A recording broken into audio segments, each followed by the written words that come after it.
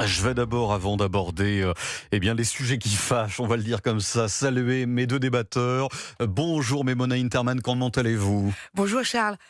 Il est bon, il est là, moi. Bon, alors effectivement, vous parlez créole réunionnais, on va Alors moi, éviter d'exclure Je vais pas certains pouvoir, je vais pas auditeurs. pouvoir vous suivre sur ce On va registre-là. faire tout en créole aujourd'hui, je suis désolé. Bon, voilà, et puis on a également un rédacteur en chef qui est corse, donc comme ça, Ah, vive les insulaires. tous les insulaires, effectivement, sont représentés, ça fait très plaisir, hein, et ça se passe donc sur Europe 1, voilà, qui l'eût cru.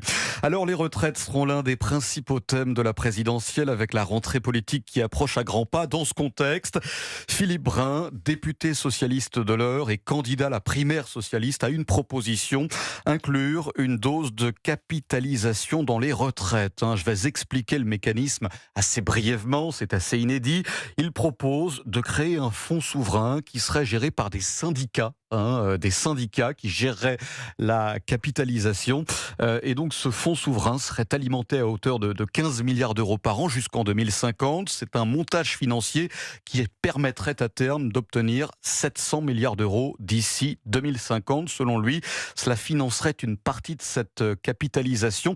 Alors, pourquoi pas, mais le fait que cette proposition vienne d'un socialiste, est-ce pour le moins Antonin André et Mona Interman, truculent, si j'ose dire. Antonin André, vous qui connaissez la politique par cœur. Alors, il y a quand même... Enfin, Philippe Brun incarne ce qu'on appelle chez les socialistes le courant social-libéral, qui était un peu aussi l'ADN de François Hollande lorsqu'il était président de la République, qui avait pour la première fois initié un allègement de charges sur les entreprises à hauteur de 40 milliards d'euros avec le CICE, et qui était une forme de reconnaissance du fait libéral, et du fait qu'on est dans une économie libérale, et que donc ce sont les entreprises qui créent les emplois, et que donc il faut les aider plutôt que de les taxer.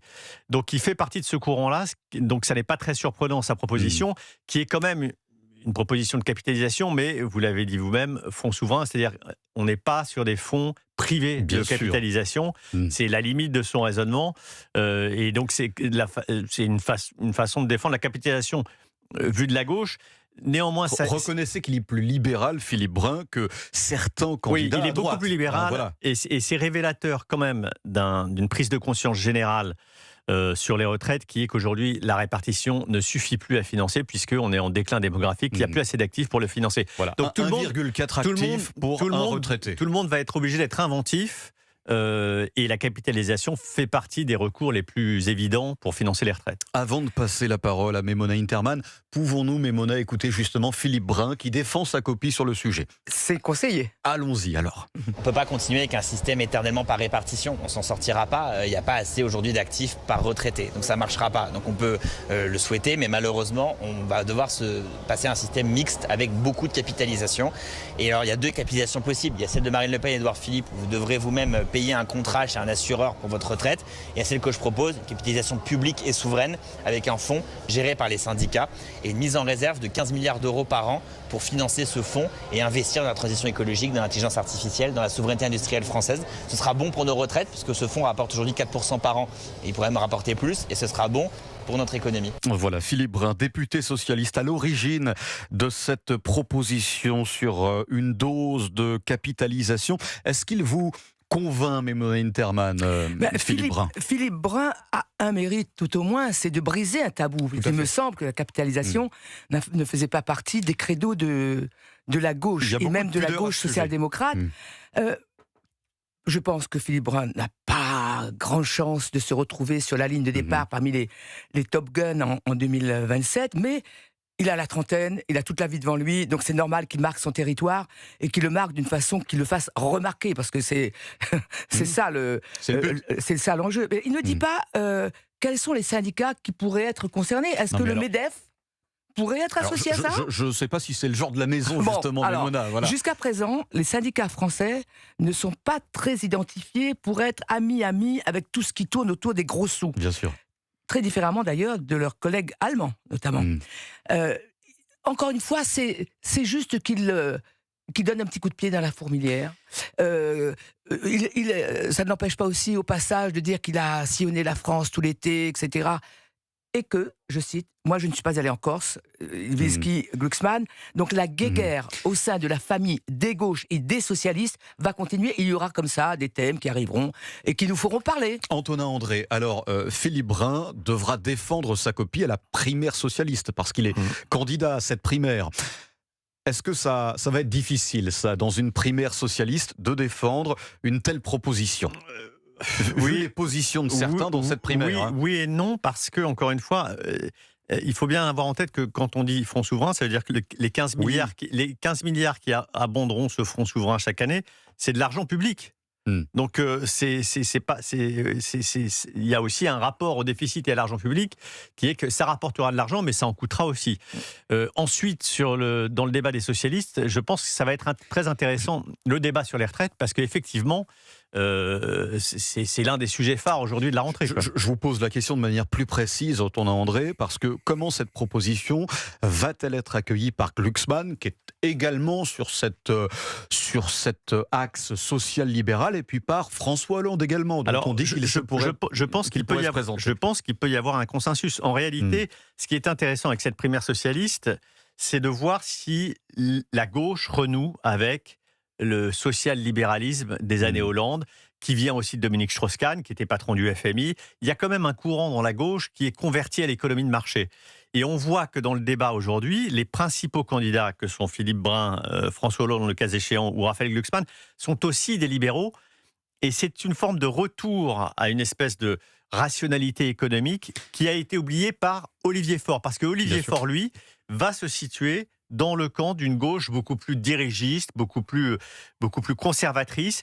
Et il est marqué par ses années de compagnonnage avec LFI, ce qui l'isole aujourd'hui, en fait, dans cette gauche-là. On voit qu'à l'approche de la présidentielle, la gauche retrouve un peu de rationalité économique. Eh bien, félicitons-nous-en. Voilà, parce que je rappelle que les retraites, c'est la première dépense sociale en France, quasiment 400 milliards d'euros par an. Et puis, vous rappeliez ce rapport entre les actifs et les retraités, Antonin André, 1,4 actifs aujourd'hui pour un retraité. Au sortir de la guerre, on était à 3 ou 4, effectivement. Donc, voici l'ampleur du désastre et la montagne qui nous attend. Alors, je vais mettre en perspective, même s'il n'y a pas beaucoup de rapports, mais tout de même, cela nous permet d'en parler, la proposition d'Édouard Philippe de repousser l'âge de départ à la retraite à 67 ans. Philippe Brun semble être plus libéral qu'Édouard Philippe, et ça on l'a dit à l'instant, Antonin André, mais j'aimerais quand même vous écouter tous les deux, parce que Gérald Darmanin, nouveau soutien d'Édouard Philippe, s'est toujours refusé à repousser l'âge de départ à la retraite, et là il s'allie et il soutient Édouard Philippe, qui lui, effectivement, est pro-report de l'âge de départ à la retraite. Est-ce qu'il n'y a pas un peu d'interaction là-dessus, Antonin André ? Il faudra mettre de l'eau dans son vin pour Gérald Darmanin ? Oui, parce que Gérald Darmanin, lui, est le tenant d'une droite, j'allais dire, populaire, et plutôt étatiste et protectrice. Il est quand même très attaché à l'État social. Sa terre électorale le nourrit de ça, parce que le Nord est très attaché à cette tradition de l'État protecteur. Et ça fera l'objet probablement de débats et de discussions. Alors, Édouard Philippe a eu ce mot sur les 67 ans, mais il n'a pas encore décliné vraiment ce qu'il voulait faire dans cette réforme des retraites. Mais ça va être un enjeu majeur, on le voit bien. Et Édouard Philippe va devoir composer avec, s'il veut rassembler largement son camp, avec y compris la droite sociale. Et il devra tenir compte aussi des amis de Gérald Darmanin ou de Xavier Bertrand, qui est aussi plutôt dans cette droite-là, s'il veut arriver à rassembler plus large. Mais Mona Interman, nous parlions d'Édouard Philippe qui avait annoncé en grande pompe son programme massif, pour reprendre ses mots. On l'attend toujours là aujourd'hui, son coup de pied dans la fourmilière. Je pense que c'est trop tôt, on est vraiment encore un peu plongé dans les vapeurs de l'été, mais d'ici à la fin du mois, et puis de toute façon d'ici moins de 2 semaines, la France va devoir se mettre à l'heure de la réalité, et la réalité qui va être à la porte, devant sa porte, l'année prochaine. Alors, on parle bien entendu de la droite classique, la droite la plus ordinaire, j'allais dire, dans le paysage français depuis bien longtemps, mais ce sera aussi un vrai problème pour Marine Le Pen, c'est de savoir quelle sera sa ligne de démarcation elle-même, puisqu'on sait qu'il y avait une petite, grosse nuance même entre elle et son jeune poulain. qui du coup est mis un peu sur le banc de réserve, ce sera de toute façon, la question des retraites sera de toute façon un des sujets qui vont démarquer les chances des uns et des autres. Il ne faudra pas faire d'erreur. À ce propos, pour rebondir sur ce que vous dites, Maïmona, on a interviewé Éric Ciotti il y a quelques semaines dans le JDD, et il acte le fait qu'il y a un désaccord avec Marine Le Pen, lui qui est l'allié du Rassemblement national, sur cette question des retraites. Et il dit, j'espère les faire évoluer sur l'évolution du système de retraite et notamment sur cette question de la borne d'âge. Mais on voit bien que c'est un débat qui va traverser toutes les familles politiques en réalité, parce que toutes les familles politiques sont partagées sur... Et puis même, la quête de l'électorat se recoupe un peu partout. L'électorat de Marine Le Pen, l'électorat de LFI, souvent, et on sait que historiquement, c'était à peu près le même électorat, pas sur toutes les questions, mais sur cet aspect de société, cet aspect, en fait, des plus vulnérables. Il vise à conquérir les mêmes cœurs. Les mêmes cœurs. Alors, j'aimerais recentrer, effectivement, et c'est passionnant ce que vous dites tous les deux, Maïmona et Antonin, j'aimerais recentrer sur les retraites parce qu'Édouard Philippe avait évoqué l'idée de lier des élections législatives anticipées en juin 2027 à un référendum sur la réforme des retraites. Est-ce une bonne idée? Et où en est-on alors, Antonin André? Parce que là, c'est vrai que... Alors, je pense qu'il le détaillera dans son projet, mais on voit bien que la question des retraites est une question structurante de la vie politique française depuis des années, qu'elle est systématiquement extrêmement conflictuelle, très mal acceptée par les Français, parce qu'on a cette tradition depuis 1945 d'un mode de financement des retraites qui est solidaire et j'allais dire juste, perçu comme étant juste par les Français. Pour sortir de ce système-là et donc sortir de ce système qu'ils considèrent juste, je pense que l'idée d'un référendum serait une bonne idée. Peut-être en proposant soit on joue sur la borne d'âge, soit on joue sur la durée de cotisation, soit on joue sur le montant des cotisations, soit sur le montant des retraites. Il ne faut pas oublier qu'en France, les pensionnés de retraite ont un pouvoir d'achat qui est presque supérieur à celui des actifs. Donc, il faut mettre tout sur la table. Pourquoi on ne l'a pas fait plus tôt, alors, ce truc-là, cette histoire, pardon? Parce que Emmanuel Macron, dans son second mandat, n'était pas en position de le faire, je pense, parce que son impopularité et la division du pays ne lui permettaient pas de proposer un référendum sur ce sujet-là. Je pense que l'émetteur était trop abîmé. Mais c'est vrai que l'occasion d'une alternance, d'un changement de pouvoir gouvernemental, et si c'est annoncé à l'avance, c'est-à-dire on dit ce qu'on va faire, cette idée de proposer un référendum... Il s'y était engagé pourtant Emmanuel Macron. Il s'y était engagé, il s'était même engagé à faire plusieurs référendums, mais on voit bien que le lien qu'il a avec le pays était trop abîmé pour que ce soit lui l'initiateur de ces référendums. Est-ce que c'est aussi la réponse des Français à ce référendum qui lui a fait peur, Emmanuel Macron? Que diraient les Français? Vous n'êtes pas tous les deux médiums. Mais il n'est pas de Gaulle en même temps. Il n'est pas de Gaulle en 1969. Vous ne lisez pas dans le mar de café, mais tout de même, je vous pose la question à tous les deux. Si demain, il y avait un référendum sur les retraites, pour ou contre partir plus tôt ou bien partir plus tard ou bien rester à ce même âge actuellement, que diraient les Français à votre avis? Alors moi, je ne sais pas ce que diraient les Français. Ce que je peux imaginer, c'est que ce sera un référendum du coup très technique. Parce qu'on ne pourra pas faire une question simpliste. Il y aura des questions à étage, j'allais dire.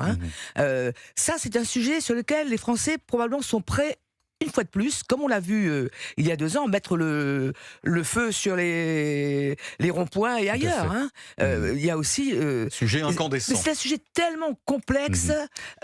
Il faudra y passer, il faudra le résoudre, ce sujet. Ne pas défavoriser la jeune génération, y compris la vôtre. Il y a beaucoup de gens qui écoutent. Parce qu'il est vrai que parmi les retraités, il y a des gens qui se portent plutôt pas mal.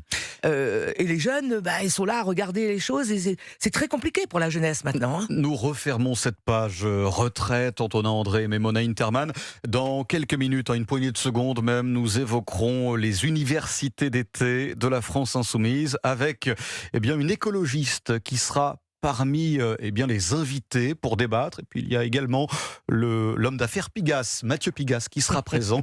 Et nous allons en parler parce qu'il y a beaucoup à dire.